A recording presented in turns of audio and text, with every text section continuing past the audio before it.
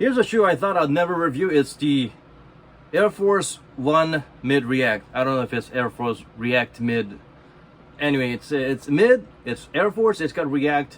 The previous React version was out like 2 years ago. I reviewed the low cut version, but strangely, the mid cut is way better than the low cut. Firstly, the stitching part, there's some scratchy parts on the low where it fits a little bit weird, and it's like you feel your toes like scrunching on certain parts that are not comfortable.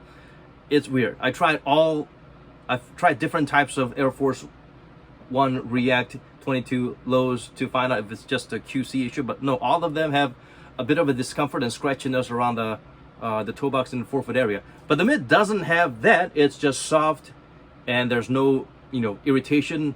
Maybe it's because they just went to the traditional route instead of having this added layer of the photo negative type of design. So this React, you can definitely feel it feels even plusher than the React that you put in the Kobe 360s, and at the same time it's got an extra air sole just to live up to the name Air Force. So you can feel the air in the heel and the React working nicely in tandem.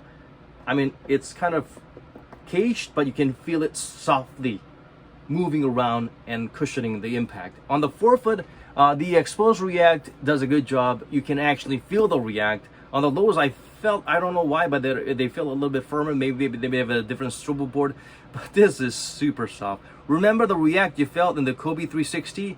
Well, make it fluffier and plusher. This is what you get. This is crazy soft cushioning. So yeah, heel slippage, not really much of a problem because there's this very thick neoprene material. This locking thing doesn't really do much. It's just there for sure. I guess for some people it might work.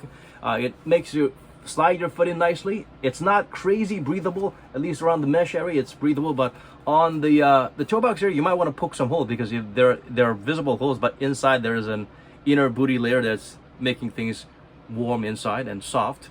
So yeah, the tongue is also well padded, padding all around, nice, no heel slippage, not as bad as you would think from a shoe that doesn't really have a heel cup. It's a lot stable than you think. Of course, if you tried playing basketball in Air Force Ones, you know it could feel a little bit unstable on the heel, but this not so much. But of course, not as stable as the most premier, better basketball shoe out there today. Still, the traction, yeah, the typical Air Force One traction is good. At the same time, they scraped out a lot of hollow areas, and it actually works and bites where it should. So the traction is actually pretty good. It wasn't as dust sensitive, so I'm shocked. I wish they would print out more colorways of this shoe, but they're not, and they're being released as some kind of a fashion shoe. It's a shame.